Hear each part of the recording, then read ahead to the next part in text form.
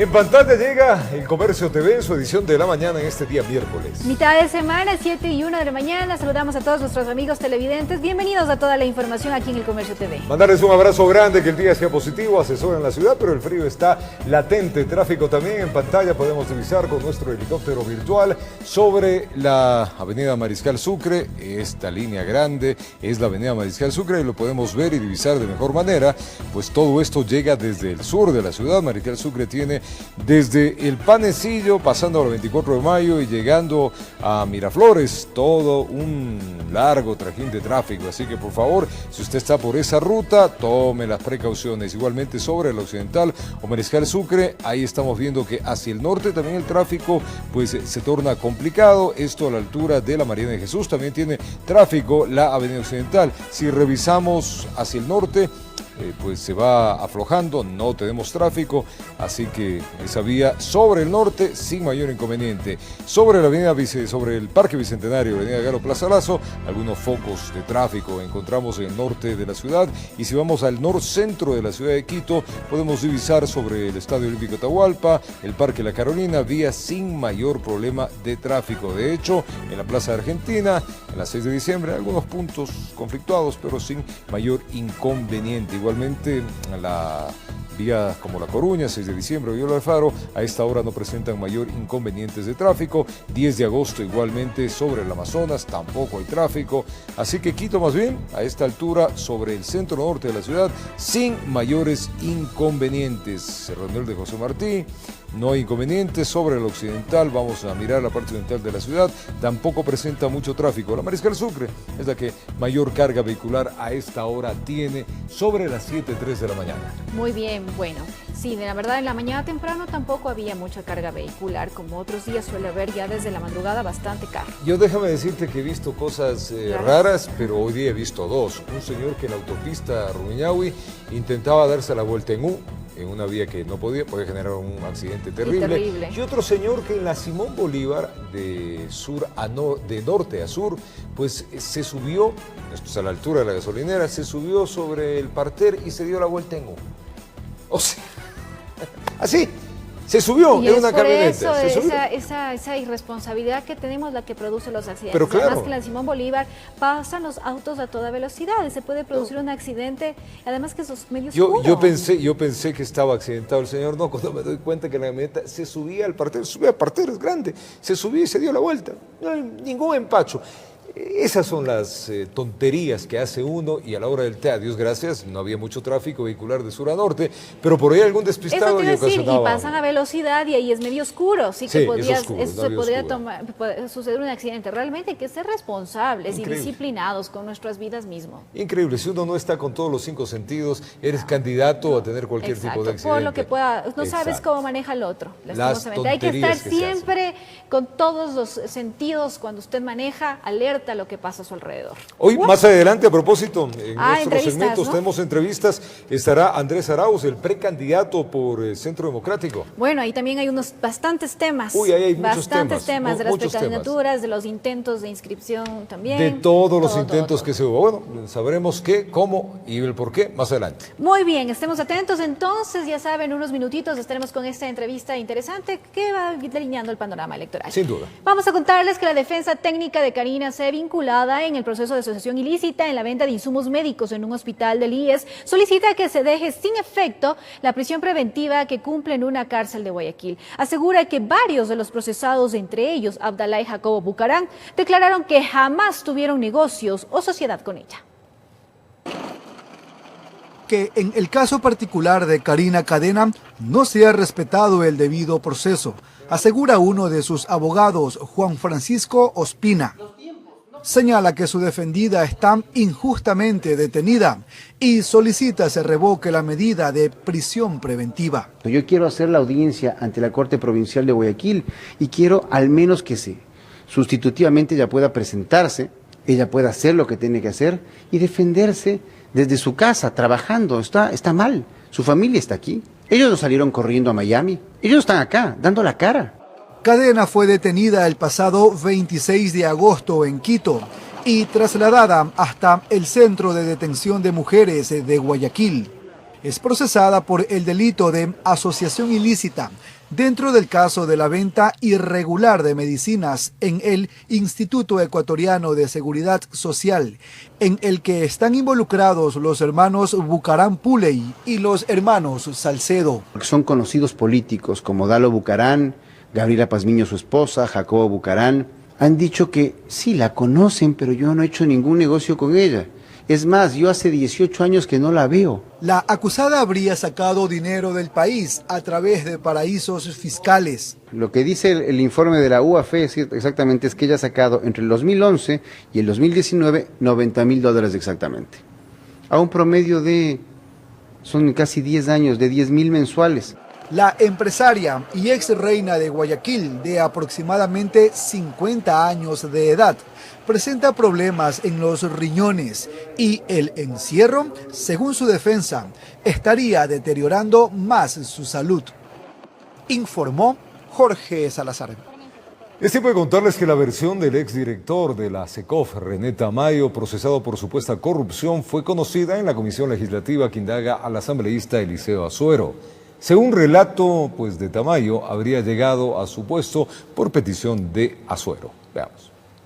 De forma escrita, llegó a la comisión multipartidista que indaga Eliseo Azuero un extracto de la versión entregada por René Tamayo, exdirector del Servicio de Contratación Pública, a la Fiscalía, en el cual reseña cómo llegó al cargo. Fue como resultado de un pedido de mi currículum por parte del asambleísta Eliseo Azuero, persona a quien conozco desde hace aproximadamente unos 35 años. Este sería un elemento de peso que sustentaría los argumentos que piden la destitución de Azuero. Esta versión que es sumamente importante, donde se determinan hechos concretos y testimonios directos que podrían tener al mismo tiempo una clara información relacionada al tráfico de influencias. Tamayo explica que el tercer día de asumir el cargo se detectaron unas garantías falsas en la contratación del hospital de Pedernales, epicentro del escándalo de corrupción que involucra al asambleísta y exasambleísta Daniel Mendoza y Eliseo Azuero.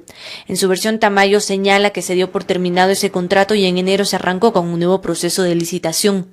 Con el primer subdirector técnico a quien me pidieron que lo separe del cargo y en su reemplazo se nombrara al ingeniero Jorge Jalil, que fue un pedido y recomendación del asambleísta Eliseo Azuero. En un video que envió el asambleísta masónico a la comisión el pasado domingo, este negó cualquier vínculo con Tamayo y Mendoza, desmarcándose de estas acusaciones. Juro ante Dios, en primer lugar, que yo no tengo participación alguna en todo este hecho. Mientras en la Asamblea avanza el proceso, Fiscalía abrió otra investigación sobre un presunto tráfico de influencias que involucraría a varios legisladores que, según la hipótesis de los investigadores, habrían canjeado votos por dinero destinado a la construcción del hospital de Pedernales.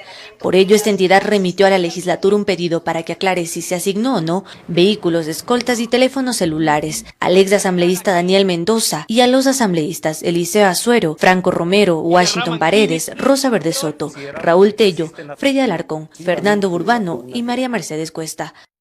Todos pertenecientes a la bancada de Acción Democrática Independiente Badí. Informó Carolina Basante. Vamos a una pausa comercial. Al retornar les contamos que hasta el 27 de septiembre tiene plazo el Ejecutivo para pronunciarse sobre el Código de la Salud. Esto en medio de diversos criterios que existen tras este tema. Rafael Correa intentó legalizar su candidatura a la vicepresidencia con un poder notariado entregado a su hermana. Al respecto, el CNE no ha ratificado ni negado su validez. Ya le contamos esto y más al retornar.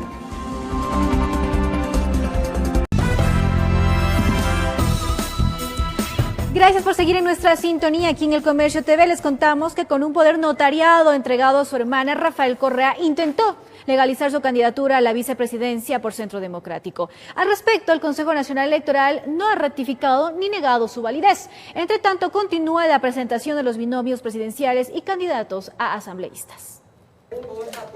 Una nueva estrategia se apunta a Centro Democrático para tratar que la precandidatura a la vicepresidencia del exmandatario Rafael Correa sea aceptada por el Consejo Nacional Electoral CNE, sin que él esté físicamente presente. Su hermana Pierina Correa llegó con un poder bajo el brazo, aparentemente notarizado y apostillado.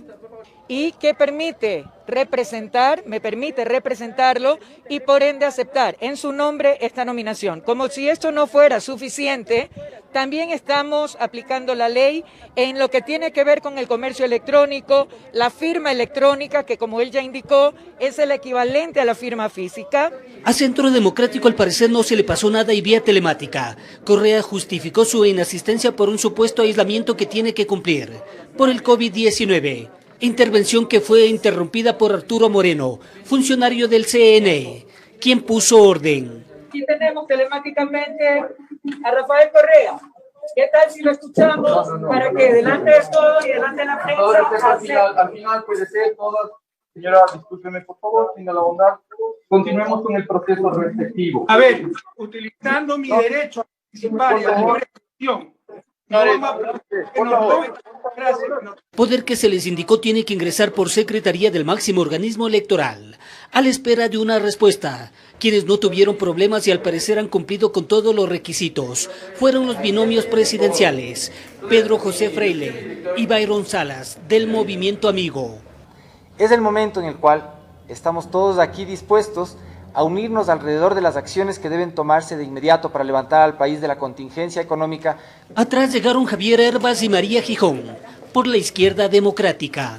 Todas las alianzas son muy bienvenidas, pero nosotros sí somos una opción diferente de lo que hoy en día nos presenta la papeleta a las próximas elecciones presidenciales. Luego Isidro Romero, Sofía Merino, por Avanza. Yo hoy día estaría retirado posiblemente, pasándolo bien, pero creo que hay una responsabilidad como ecuatoriano y lo que el país me ha dado. Sumando la lista de la aceptación de precandidaturas, Jimena Peña y Patricio Barriga por Alianza País. Nuestro movimiento, en efecto, lastimosamente, ha sido secuestrado en algún momento precisamente por fuerzas que gobernaron y que nunca ganaron las elecciones. También por las dependencias del CNE estuvieron Guillermo Celi y Verónica Sevilla. Por Suma, informó Héctor Romero. 7:17 de la mañana, es tiempo de recibir justamente al precandidato de Centro Democrático, el economista Andrés Arauz. Economista, buenos días desde la sede matriz de Televicentro. Le saluda Roberto Álvarez Vandenberg. ¿Cómo está usted, economista? Muy buenos días, Roberto. Aquí contento de poder estar aquí en Televicentro y compartir con toda la audiencia. Igualmente, economista, el reglamento de la democracia interna establece que la aceptación de precandidaturas es un trámite personal indelegable y debe cumplir en la ciudad de Quito para todas las dignidades nacionales. Esta norma reglamentaria está vigente, economista, desde el año 2012 y hoy se acaba el plazo. ¿Qué van a hacer ustedes? Mira, el día de ayer ya tuvimos a Rafael Correa aceptando su nominación para la candidatura a la vicepresidencia. Si bien este trámite que estaba en el 2012, la parte telemática por la pandemia se incluyó en este año hace pocas semanas, y a pesar de lo absurdo, lo ridículo, lo antisanitario del trámite, logramos cumplirlo con los medios telemáticos del caso y con la firma electrónica. Tenemos inclusive ya la recepción de parte del Consejo Nacional Electoral recibiendo la aceptación de la candidatura de Rafael Correa, así que por ese lado estamos gustosos de haber logrado superar esos escollos, esas barreras. Pero economista, el CNE ha dicho que está en trámite, no ha aceptado, ni tampoco ratificado, ni ha rechazado. Sí, la comunicación que ha hecho el área de redes del CNE, que obviamente no tiene ninguna validez legal, difiere con la comunicación electrónica que sí tenemos. ¿Usted la tiene? ¿Nos puede dejar verlo? Claro, nosotros tenemos acceso al memorándum y al correo electrónico que recibió Rafael Correa. Les puedo hacer llegar con todo gusto para exhibirlo. Y ese es el elemento con el cual vamos a defender la nominación y la aceptación de Rafael Correa. Ahora, el reglamento es claro, economista, ¿no? Establece que para la aceptación de esto debería estar el sujeto ciudadano in situ, ¿no? Entendemos el tema de la pandemia, pero más allá del tema de la pandemia, hay acciones legales que también impedirían, en este caso, poder estar siendo con su candidatura el economista Correa.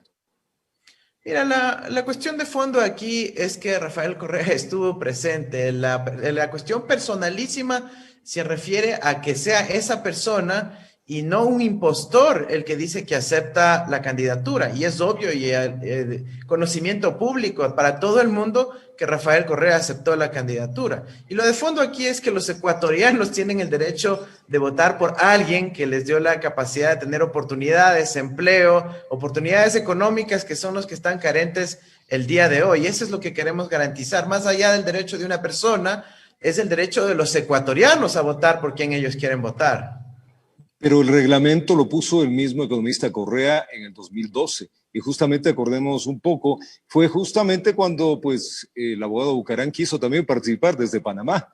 ¿Por qué ahora sí vale y antes no valía?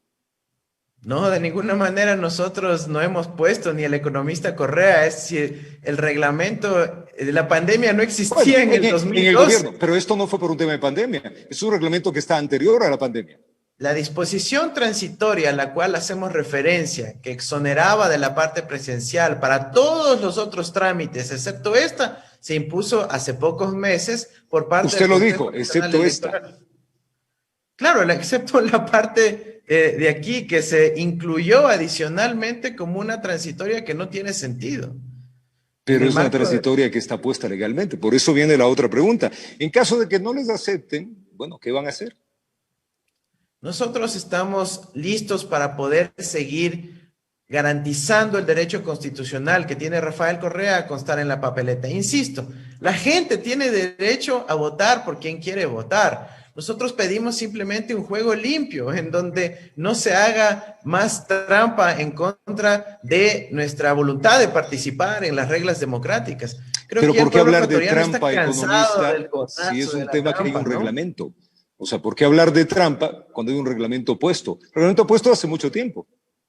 No es un reglamento puesto hace mucho tiempo, Roberto. 2012. Es una transitoria que se incluyó hace pocos meses simplemente para ponerle traba a Rafael Correa y a nuestros hermanos migrantes y de paso a nuestros hermanos de Galápagos que tampoco pueden llegar a la ciudad de Quito porque no hay vuelos.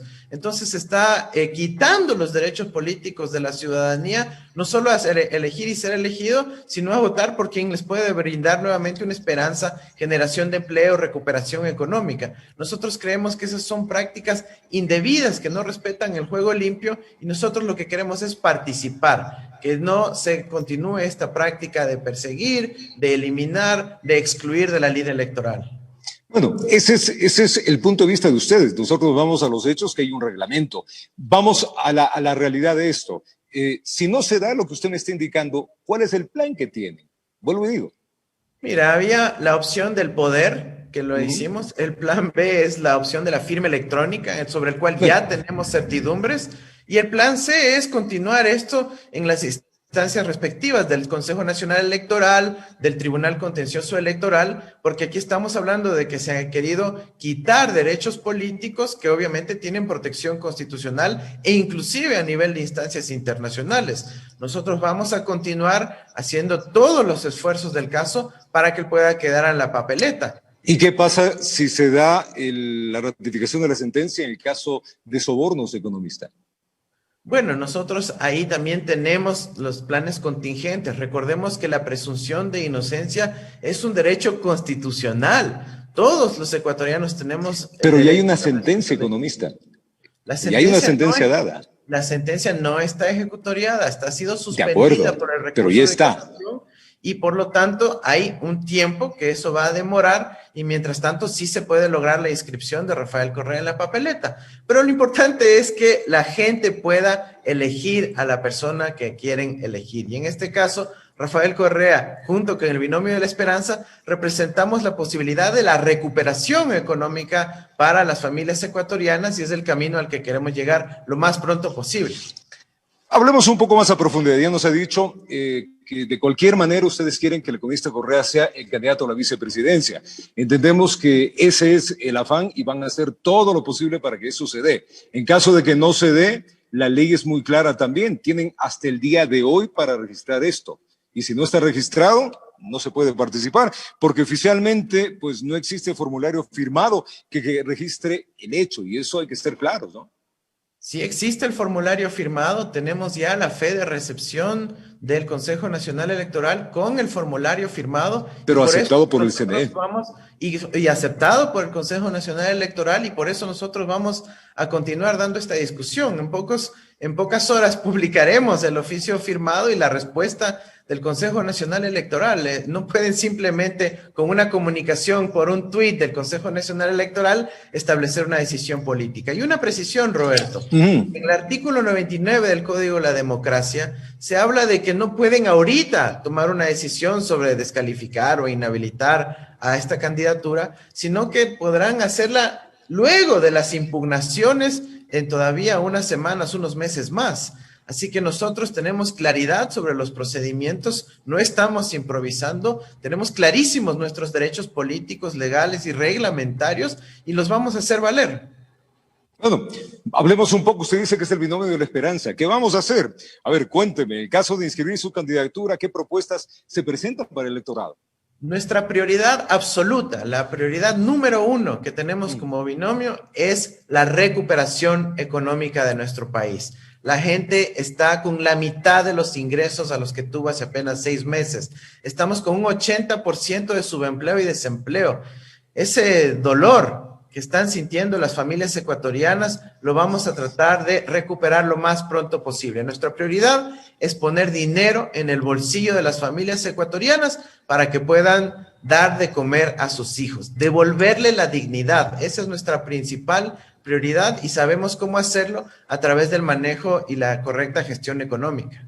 No, de la correcta gestión económica hay que recordar que el gobierno, que usted también estuvo, el gobierno de Rafael Correa, le dejó al país con una deuda de 41.824 millones de dólares. Mira, yo creo que hay que tener mucho cuidado en las cifras, hay que saber analizarlas minuciosamente. Son cifras publicadas. Como las cifras del gobierno de Moreno, que se endeudó 2 veces más que el gobierno de Rafael Correa en menos de la mitad del tiempo, no significó siquiera una obra, no significó nada del despliegue de las oportunidades económicas que sí se generaron en el gobierno de Rafael Correa y que son tangibles, medibles y todo el Ecuador las puede topar, utilizar y sentir. Bueno, pero entró mucha plata también en estos 10 años que estuvo Rafael Correa, ¿no? O sea, entró mucha plata también y se endeudó mucho. Eso lo que le estoy leyendo son datos del gobierno de ustedes. La cuestión es que hubo voluntad política de poner ese dinero al servicio de los ecuatorianos.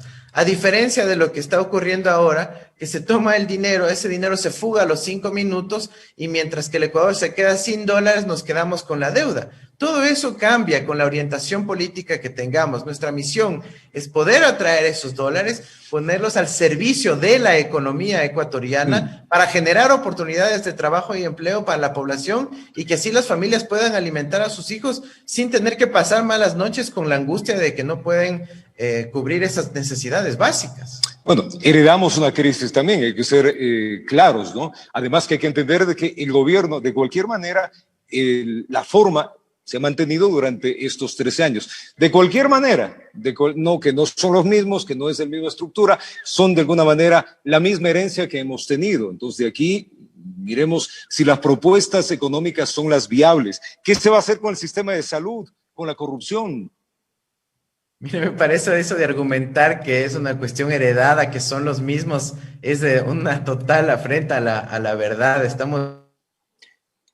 ¿Quién ganó la elección, señor Arauz? Oh, se quedó el internet. Qué lástima. ¿Será que le recuperamos al economista Arauz? Hola. Ahí estamos. No se me vaya, economista. No, aquí estamos. Lo importante. No se me vaya. Yo le decía, pero a ver, ¿quién ganó las elecciones, señor Arauz? ¿Qué partido? No, pues justamente nosotros ganamos las elecciones con un programa de ahí lo están diciendo. Nosotros ganamos un programa de gobierno que fue aplicado, que fue hecho tabla rasa, y lo que fue aplicado fue el gobierno del candidato perdedor, el plan de gobierno del candidato perdedor. Yo no sé quién habrá ganado el candidato. Los hechos es que ustedes ganaron. Los hechos es que ahora usted está participando y los hechos son los que estamos analizando. El candidato perdedor, Roberto. Y yo creo que esos argumentos no son defendibles a nivel de la ciudadanía, lo tiene clarísimo. No, nosotros no defendemos nada, nosotros nos basamos en eso, candidato. Y al hablar de los hechos, es muy claro lo que estamos diciendo. O sea, ustedes fueron los que ganaron las elecciones, han gobernado 3 años de cualquier forma y de cualquier manera. Entonces, pues, se presentan nuevamente y claro, la propuesta es de esperanza. ¿La esperanza de qué manera?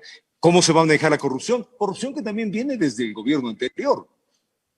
Mira, yo creo que, insisto, ¿no? La ciudadanía lo tiene clara, aquí no ha habido continuidad, sino ruptura, somos víctimas de una traición, pero nosotros le traemos al Ecuador esperanza. Vamos a poder recuperarnos de esta crisis social, económica, sanitaria y pronto humanitaria que vamos a estar viviendo, Roberto. ¿Cómo lo hacemos, mi estimado economista? Cuénteme. Nosotros tenemos claridad en los instrumentos de política económica que contamos. Ahorita el país tiene una fuga de 30.000 millones de dólares que están en el exterior. Nuestra tarea es poner esos dólares al servicio de la economía ecuatoriana, de las familias ecuatorianas, poder generar empleo, trabajo, repagar toda esa inmensa deuda social de los atrasos de los docentes, de los maestros, de los servidores. ¿Va a cobrar la plata también de todo lo que pues se han llevado?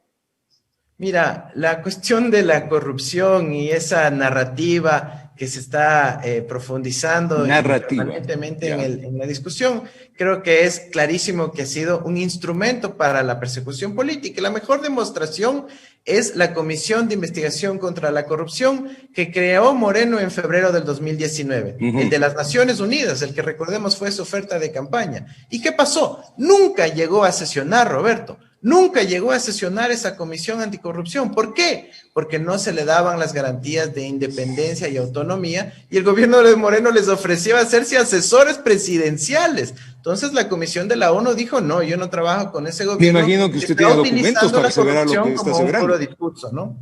¿Perdón? Yo le decía que me imagino que tiene documentos para aseverar lo que está aseverando. Absolutamente, tenemos documentado, yo he escrito sobre esto, hemos documentado también que el gobierno transfirió $1 millón de esta comisión anticorrupción de la ONU y que luego nunca llegó a sesionar. ¿Dónde está ese $1 millón? ¿Qué se hizo con esa plata? Por eso le preguntaba, ¿la otra plata lo va a recaudar? Porque hay gente que del anterior gobierno está tras las rejas. Ejemplo, el vicepresidente. Mira, hay gente que definitivamente tiene que estar tras las rejas por su manejo de inadecuado de la corrupción. En todos los gobiernos ocurre eso y tienen que estar, la justicia tiene que responder ante eso, pero nosotros sabemos que han utilizado la corrupción como un instrumento de persecución política y nosotros vamos a poder darle a la justicia verdadera independencia con la Relatoría Especial de las Naciones Unidas para la Independencia Judicial. Nosotros vamos a hacer un trabajo para recuperar la institucionalidad democrática e inaugurar una verdadera justicia en el Ecuador. Economista, ¿cómo va a usted a mantener el dólar?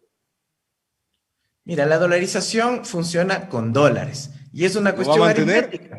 Tiene que entrar más dólares de los que salen. Y en este gobierno hemos tenido una fuga de dólares enorme y nuestra misión va a ser poner los dólares en cuarentena. Es decir, dólar que me entra, dólar que se queda en la economía ecuatoriana. ¿Por qué? Pero lo va a mantener.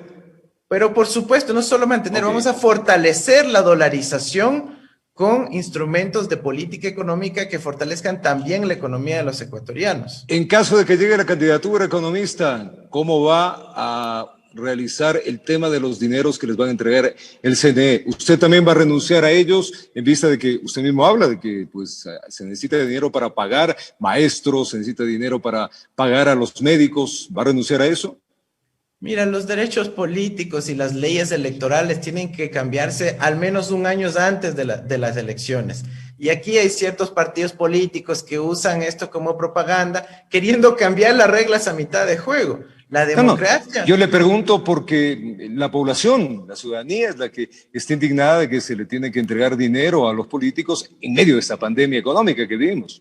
La ciudadanía tiene clarísimo que tenemos por un lado unos millonarios que se casaron bien y tienen una cantidad de... No le estoy preguntando de los millonarios, le estoy preguntando de otra cosa, señor Arauz. El tema de los millonarios, yo creo que al país no hay que dividirlo. Al país hay que ser claro con los mensajes. La gente que tiene dinero, los políticos son políticos. La pregunta es, ¿usted qué va a hacer en eso? ¿Le va a devolver esa plata al CNE para que más bien le entregue al Ministerio de Finanzas o lo van a utilizar?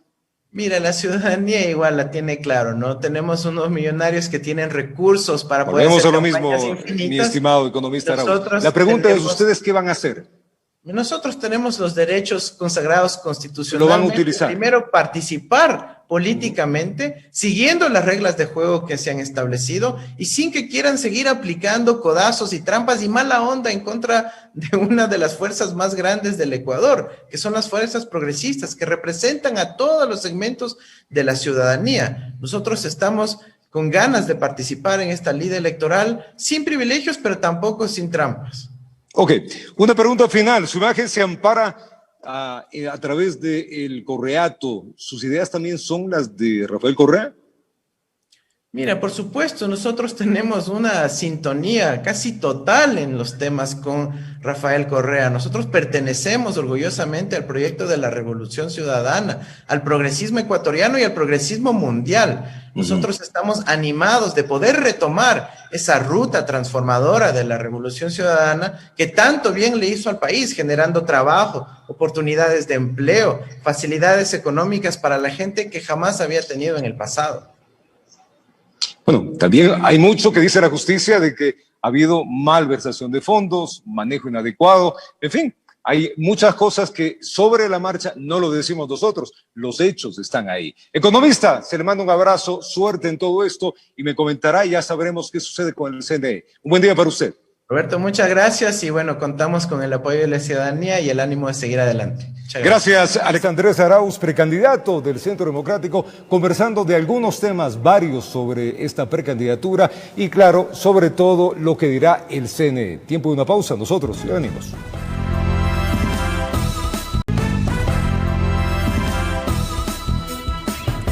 Gracias por seguir en nuestra sintonía aquí en El Comercio TV. Vamos a contactarnos con nuestra compañera Sofía Vintimilla, quien se encuentra en el terminal terrestre Quitumbe. La Agencia Metropolitana de Tránsito realiza ahí los operativos de control de las medidas de bioseguridad implementadas en el transporte interprovincial para así evitar la propagación del coronavirus. Así que adelante, Sofía, muy buenos días. Tú tienes los detalles. Veo que hace bastante viento y frío, me parece, hasta ahora. Helado, Ali, hay un viento realmente intenso aquí en Quitumbe, como es característico del sur de la capital. Sin embargo, el cielo totalmente despejado, seguramente habrá hoy un buen clima.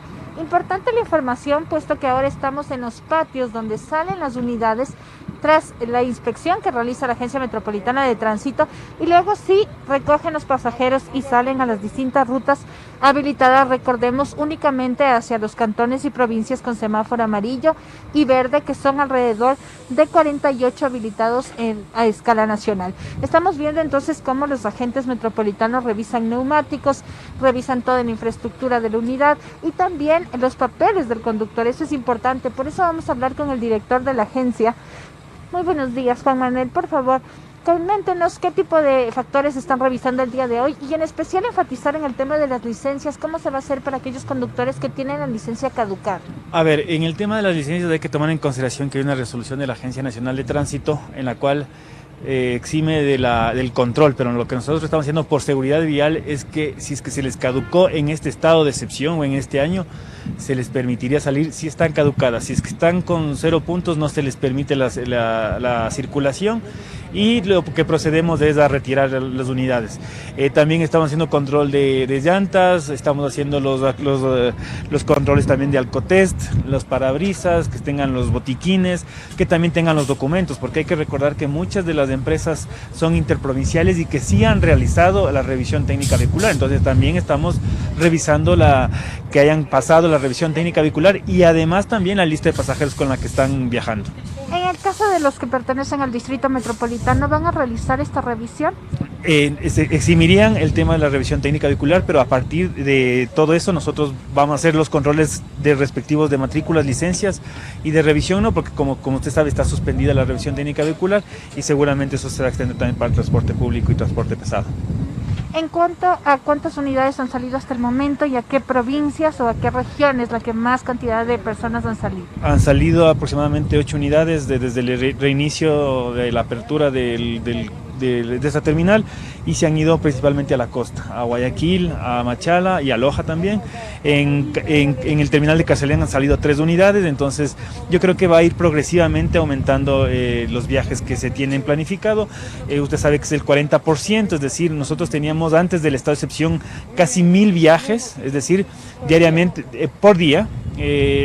Vamos a llegar a un punto donde van a hacer 400 viajes de acuerdo a la normalidad que se vaya dando. Perfecto, muchas gracias, específica la información. Entonces ya saben, una vez que son revisados, van a ir a los andenes para tomar ya a los pasajeros y esperamos esta reactivación se pueda dar también con la colaboración de los usuarios. Las autoridades de la empresa de obras públicas han señalado que no hay cómo consumir alimentos en el interior, únicamente bebidas como aguas y gaseosas, y eso sí, para que se saquen un segundito la mascarilla y de inmediato se la vuelvan a colocar.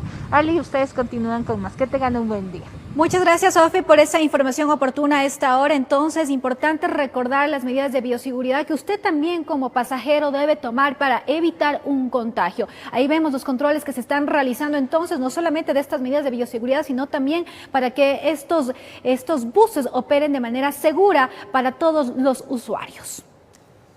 Directivos del IES han presentado denuncias en diferentes provincias del país por la mora patronal que varias empresas mantienen con la institución. Solo en Pichincha son 17 compañías que no han cancelado la institución. El valor con el que se perjudicaría al IES sobrepasaría los 27 millones de dólares. Se contamos.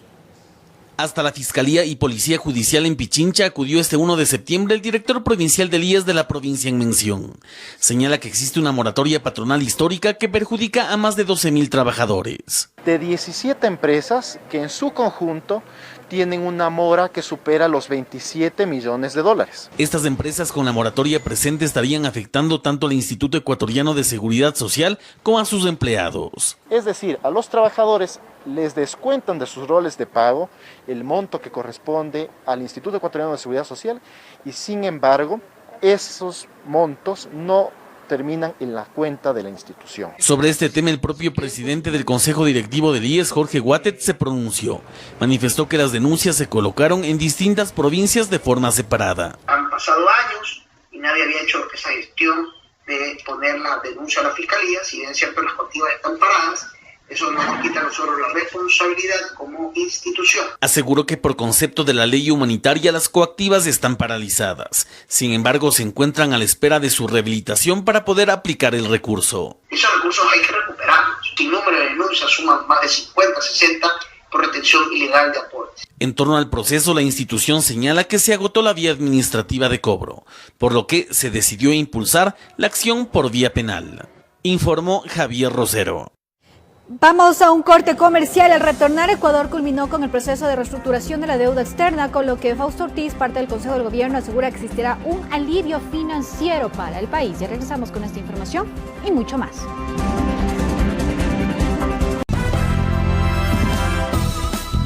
Gracias por acompañarnos este 27 de septiembre. Hasta este 27 de septiembre tiene plazo el Ejecutivo para pronunciarse sobre el Código de la Salud. Organizaciones sociales presionan para que el presidente vete aspectos de esta ley, pero desde Carondelet se informa que el documento aún está en análisis. Veamos. Dos opciones establece la ley para el presidente de la República y su proceder frente a una norma aprobada: sancionarla enviándola directamente al registro oficial, tal cual fue votada en la Asamblea, u objetarla de forma parcial o completa. Para esto, la Constitución establece un plazo de 30 días y en el caso del Código de la Salud, ese plazo se cumple el 27 de septiembre. Desde el Ejecutivo se adelantó que se tomarán todo ese periodo de tiempo para analizar y preparar las observaciones. Así, con esa mirada, lo estamos discutiendo. Este es el sistema de salud que el país necesita después de las últimas lecciones, o este código responde a una época pre-COVID. Esta es la primera pregunta que el presidente también nos ha hecho. Y justamente por la realidad post-pandemia es que se espera al menos un veto parcial. Hace 1 año y 3 meses creo que nuestras reflexiones sobre la salud eran distintas. Sobre todo este último periodo, la pandemia, los sistemas de salud, las emergencias, las UCIs, el sistema de vigilancia epidemiológica. De eso están conscientes en la Asamblea. Es probable que haya que profundizar en algunos artículos y en ese sentido puede hacerse un veto. Por otro lado, desde varios sectores sociales existe presión para que se vete la norma, que ha abierto un debate en torno a la emergencia obstétrica y su posibilidad de dar cabida al aborto. Que la ley habla específicamente en el tema de aborto, es decir, busca promover el aborto. Porque la mujer que ya va con un aborto en curso, la mujer que ya tiene algún problema en su embarazo, no es que está dejando de ser atendida, está siendo atendida. Desde la legislatura, la lectura de lo aprobado es distinta. Ningún código de salud ni ninguna ley puede despenalizar lo que el Código Integral Penal penaliza. Por lo tanto, es irreal decir que el Código de la Salud permite, viabiliza o despenaliza el aborto. Por lo que preocupa un posible veto. Si se elimina este artículo, las mujeres en el Ecuador quedarían en la indefensión absoluta y total. En caso de ser objetada la norma, la Asamblea tendrá 30 días para tramitarlo. Para allanarse a lo propuesto por el presidente, necesitarán 70 votos afirmativos, pero para insistir en lo aprobado por la Asamblea, serán necesarias 91 voluntades, informó Carolina Basante. Y la noche del martes, el Consejo de Administración Legislativa dejó en suspenso la petición del juicio político contra la ministra de Gobierno María Paula Romo, debido a que el presidente de la Asamblea y titular del CAL suspendió la reunión. En esta misma sesión estaba previsto analizar el trámite de 5 pedidos de juicio contra el ministro de Finanzas Richard Martínez, así como también del presidente del Consejo de Participación Ciudadana Cristian Cruz por su carnet de discapacidad. Hasta el momento, las autoridades no se han pronunciado sobre una fecha para retomar dichos temas. Ecuador culminó con el proceso de reestructuración de la deuda externa, con lo que Fausto Ortiz, parte del Consejo de Gobierno, asegura existirá un alivio financiero. En contraposición, Marco Flores, exministro de Economía, cree que los términos de negociación no fueron los más adecuados para el país. Veamos. Como un gran logro, ha sido calificado el hecho que Ecuador haya cerrado el proceso de renegociación de su deuda con los tenedores de los bonos globales. Esa lectura la tiene Fausto Ortiz, exministro de Economía y parte del Consejo de Gobierno. Es importante haber dado este paso que permita perfeccionar el recorte de capital de la deuda, el no pago de intereses en este año y el próximo, y en general todo el reperfilamiento que implica un alivio financiero para este gobierno y para el siguiente, y que inclusive alcanza hasta el posterior también. 17.375 millones de dólares comprende el capital de los bonos. Con la propuesta del gobierno nacional, el 98,5% de ese monto fue intercambiado por 3 nuevos bonos, que suman 15.563 millones, 270.4 millones, a la espera. Lo que hay es un grupo de gente que no logró entrar al acuerdo, este 1,5% del total de los tenedores de bonos, que cuando aparezcan van a tener que recibir el bono de más largo vencimiento del 2040, no van a poder recibir intereses, lo cual hace que Ecuador amplíe un poquito más el porcentaje a su favor como descuento o como quita del capital. Sin embargo, Marco Flores, también exministro de Economía, no está de acuerdo con los parámetros que se aplicaron para la reestructuración de la deuda. Argentina obtuvo una muy buena reestructuración. El Ecuador no lo ha obtenido. No digo que no sirva para nada, ni que no ayude. Sí, se ayuda, pero podría y debía haber sido mucho mejor. No solamente por los términos propios de la reestructuración, sino porque además se desarrollaba en un momento de crisis en todo el planeta, sobre todo originada, digamos, en la pandemia, en el COVID-19. Flores cree que la agonía por la deuda es algo que tendremos que seguir cargando por mucho tiempo. Y cuando comiencen a producirse los vencimientos de capital, el Ecuador, sin crecimiento económico, sin política económica adecuada, si sigue por el camino que va, no podrá tampoco pagar la deuda. Actualmente el Ecuador está debiendo 65.000 millones de dólares. Informó Héctor Romero.